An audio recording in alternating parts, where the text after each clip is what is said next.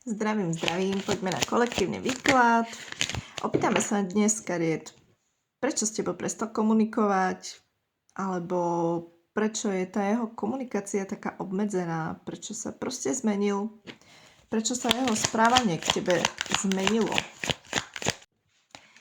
Áno, ako prvé kartičky nám vyšla hora, a teda mužská energia, čo znamená, je medzi vami nejaký ten odpor, on vytvára nejaký odpor, naozaj cítiš nejaký problém, vidíš, že jeho city ochlady, že jeho záujem ochladol.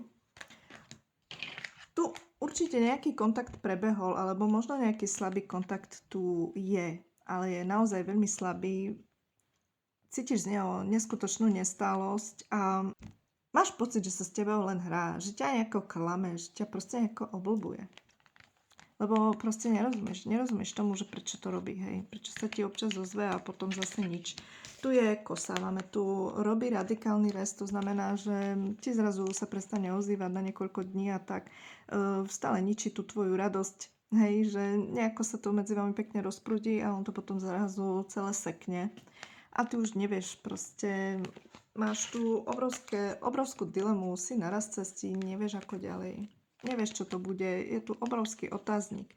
Ty nemáš už takú tú pevnosť, necítiš takéto poistenie, že áno, ešte stále má o mňa záujem, ešte stále ma má rád.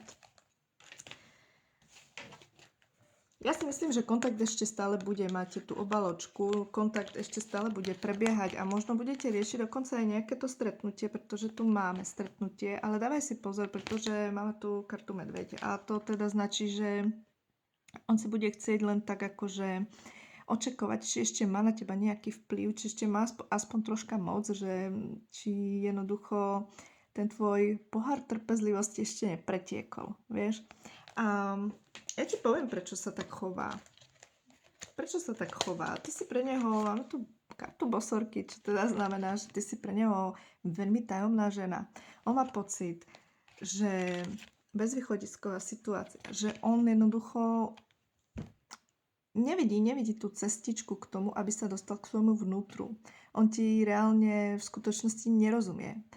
On nevie, čo ty presne chceš. On sa nevyzná vôbec v tvojich citoch a v tvojich prejavoch. On ti nerozumie. Má pocit, že na teba asi nemá. Takže ja si myslím, že tam nie je problém v tom, že by on nemal záujem, že by tie city alebo ten záujem naozaj ochladol, ale jednoducho tvoja energia je príliš silná na to, aby on ju dokázal nejako dobíjať. Vyhľadáva ťa neustále, sleduje ťa cez sociálne siete, pozerá si tvoje fotky a tak ďalej, vyhľadáva ťa dosť často.